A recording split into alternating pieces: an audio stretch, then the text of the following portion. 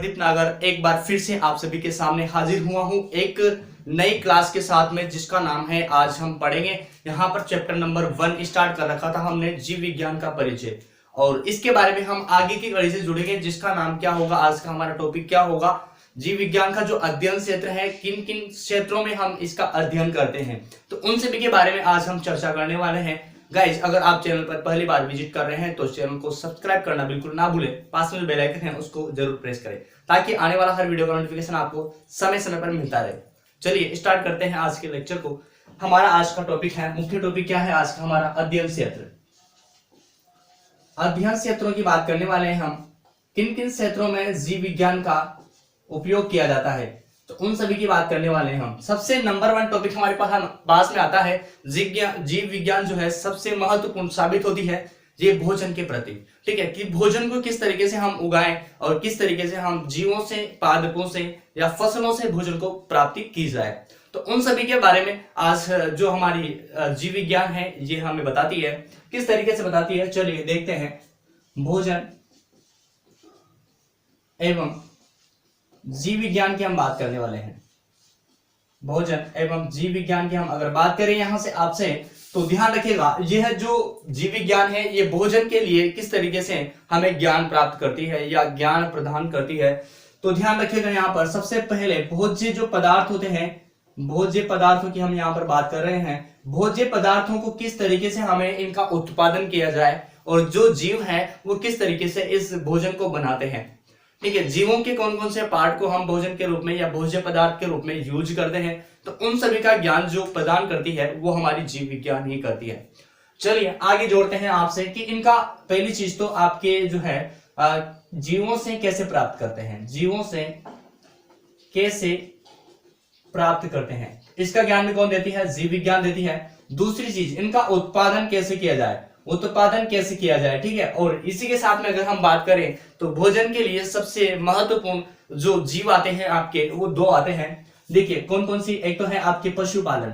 पशुपालन से आपको दूध, घी, मांस, अंडे, ये सारी की सारी चीजें जो है आपको मिल जाती है। जैसे कि मछली पालन हो गया, ठीक है, ये भी इसी के अंतर्गत आती है, जो कि भोजन के लिए लाभदायक है या आवश्यक है। ये जीव विज्ञान की शाखा में हम इसको पढ़ते हैं। दूसरी चीज आती है दुग्ध विज्ञान। जो दूध देने वाले जितने भी जानवर होते हैं वो सभी इसके अंदर क्या आते हैं, जीव विज्ञान का सबसे ज्यादा महत्वपूर्ण भोजन के लिए यहां पर साबित होता है। आगे बात करें कि इनका अधिक मात्रा में किस तरीके से भोजन प्राप्त किया जाए, इनसे अधिक मात्रा में किस तरीके से भोजन प्राप्त किया जाए, तो उसका ज्ञान भी कौन प्रदान करती है, आपकी जीव विज्ञान करती है। किस तरीके से नई नई वेराइटीज बनाई जाए, नई नई जो पशुपालन की पद्धतियां हैं उनको अपनाया जाए और ज्यादा से ज्यादा मात्रा में उनका प्रोडक्शन किया जाए। ठीक है, तो इसके लिए आपके भोजन के लिए जीव विज्ञान काफी ज्यादा साबित होती है और भोजन की हमें आवश्यकता पड़ती ही पड़ती है। अगर भोजन नहीं रहेगा तो हम जीवित नहीं रहेंगे या कोई भी जानवर जीवित नहीं रहेगा। ठीक है, बात करते हैं सेकंड नंबर पे किसके बारे में जो है जीव विज्ञान हमें ज्ञान देती है, तो यहां से ध्यान रखिएगा, स्वास्थ्य एवं रोग तथा जीव विज्ञान। सेकंड पॉइंट आता है हमारे पास में कि किस तरीके से स्वास्थ्य और रोग तथा जीव विज्ञान जो है हमारे प्रति साबित होती है, किसी भी जीव या जंतु के ऊपर साबित होती है। ध्यान रखिएगा, यहां से बात करते हैं कि रोगों को फैलाने वाले जितने भी जीव होते हैं, रोगों को फैलाने वाले जो परजीवी होते हैं उनका ज्ञान हमें यह प्रदान करती है जीव विज्ञान। या जीव विज्ञान को पढ़ते ही हमें क्या मिलता है, यहां से देखिए स्वास्थ्य एवं रोग के बारे में पता चलता है। तो रोग किसके कारण फैले हैं, कौन से परजीवियों के कारण फैले हैं, तो उनका ज्ञान भी हमें कौन प्रदान करती है, जीव विज्ञान प्रदान करती है। बात करें नेक्स्ट, इनके बारे में हमें पता चल जाता है जीव विज्ञान के बारे में से, और देखो यहाँ पे कहाँ रहते हैं और कैसे ये उत्पन्न होते हैं। ठीक है, बात समझ में आ रही है आप लोगों को। देखिए स्वास्थ्य एवं रोग किनके द्वारा होता है, परजीवी के कारण होता है, जिनका जानकारी भी हमें जीव विज्ञान से मिलती है। दूसरी बात आती है कहां पर ये परजीवी रहते हैं और कैसे इनका निर्माण होता है, कैसे ये उत्पन्न होते हैं, इसका ज्ञान भी कौन देती है, जीव विज्ञान देती है। बात करें आगे, इनकी शरीर की जो संरचना है वो क्या है, शरीर की संरचना का अध्ययन भी कौन करवाता है, आपके जीव विज्ञान के द्वारा हम इनकी संरचना का अध्ययन भी कर सकते हैं, ठीक है। और किस तरीके से इन रोगों से उपचारित किया जाए या इन रोगों से बचा जाए, तो उसका ज्ञान भी कौन देती है, जीव विज्ञान देती है। तो उपचार के बारे में भी कौन बताती है, जीव विज्ञान बताती है। तो इनका शल्य क्रिया के द्वारा जो है कुछ रोगों को ठीक किया जा सकता है, और यह शल्य क्रिया हम पढ़ते हैं जीव विज्ञान के अंतर्गत, ठीक है। सारी की सारी जो है जीव विज्ञान में हम जितनी भी चीजें पढ़ेंगे वो सब इसके अंतर्गत आएगी आपके, ठीक है। जीव विज्ञान के अध्ययन क्षेत्र जिसमें हम पढ़ते हैं सारी चीजें। तीसरा पॉइंट आपकी बुक के अंदर आता है कृषि और जीव विज्ञान।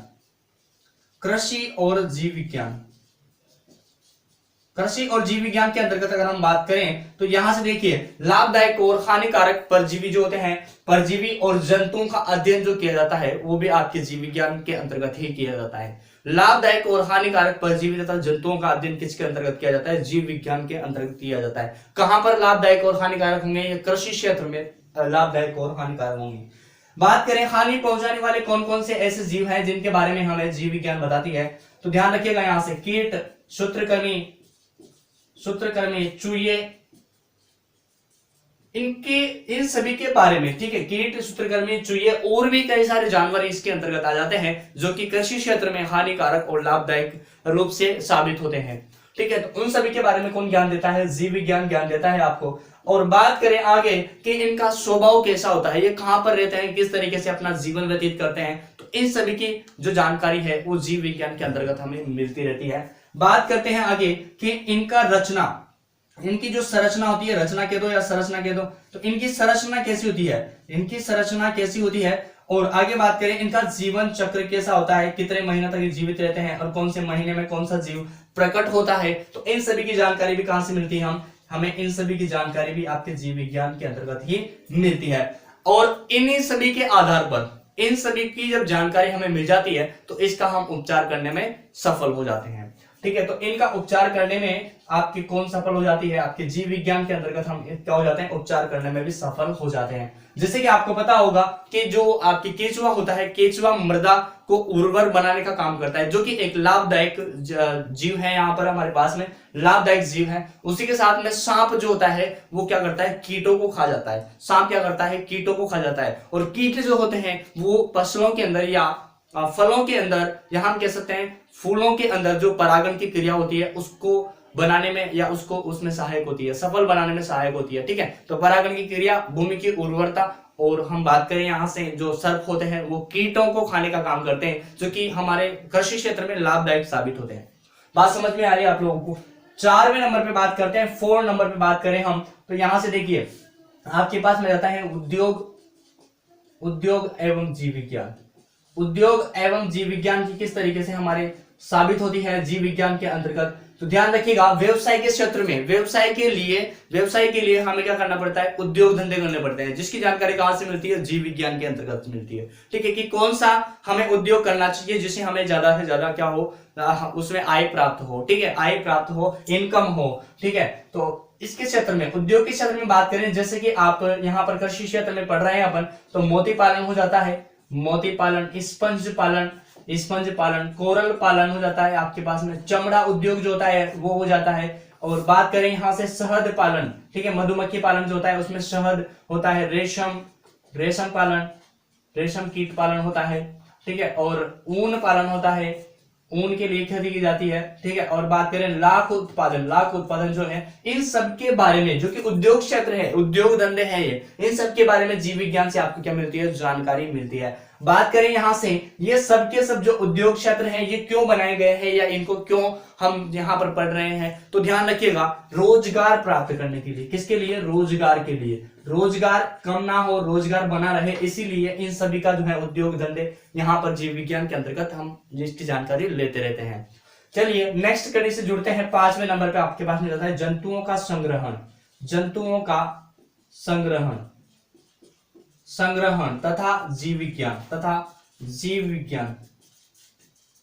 जंतुओं का संग्रहण तथा जीव विज्ञान। अब जंतुओं का संग्रहण हमें क्यों करना चाहिए, देखो संग्रहण क्यों करना चाहिए, जब तीव्र प्राकृतिक मतलब तेज गति से प्राकृतिक परिवर्तन होते हैं तो उसमें काफी ज्यादा जो जीव जंतु होते हैं वो नुकसान पहुंचता है उनको, और वो खतरे में बढ़ जाते हैं, ठीक है। कई सारे जीव जो है नष्ट हो जाते हैं, मर जाते हैं, तो उनसे हमें कहीं ना कहीं हमारी प्रकृति में, और जो है प्रकृति में क्या होता है, उससे हानि पहुंचती है हमें, ठीक है, और कहीं ना कहीं हमारे जो दैनिक जीवन है उसमें भी हमें हानि पहुंचती है इससे। तो किस तरीके से हमें जो है इनका संरक्षण करना चाहिए, तो ध्यान रखिएगा जीव विज्ञान में अध्ययन, इन सभी जीवों का अध्ययन करके हम क्या कर सकते हैं, इनको संरक्षित कर सकते हैं। क्या कर सकते हैं, जीव विज्ञान के अंतर्गत इनको अध्ययन करके संरक्षित इनको किया जा सकता है। ध्यान रखिएगा किसके कारण, तीव्र प्राकृतिक परिवर्तन के कारण जो है ये जीव जो होते हैं खतरे में पड़ जाते हैं, ठीक है, इनको खतरा होता है,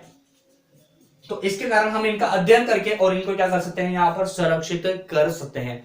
तो गाइज ये थी हमारी यहाँ पर जीव विज्ञान का अध्ययन क्षेत्र, किस तरीके से जीव विज्ञान कौन कौन से क्षेत्र में अपना योगदान प्रदान करती है। ये कुछ ही क्षेत्र है, इसके अलावा काफी और भी नए क्षेत्र हैं, ये सिर्फ मैं और बात कर रहा हूँ यहाँ पर चैप्टर नंबर 1 की, जो कि 11वीं क्लास से इसके अंदर दे रखा है। तो उन्हीं टॉपिक की मैंने यहाँ पर बात की है, जो कि आई होप आपको अच्छी लगी होगी, पसंद आई होगी। अगर अच्छी लगी है, पसंद आई है, तो अपने सभी दोस्तों के अंदर इसको साझा कर दीजिए और फटाफट से वीडियो को लाइक, शेयर और कमेंट करना बिल्कुल ना भूलें। गाइस आज के लिए इतना ही, बाकी फिर मिलते हैं अपन नए वीडियो के साथ में।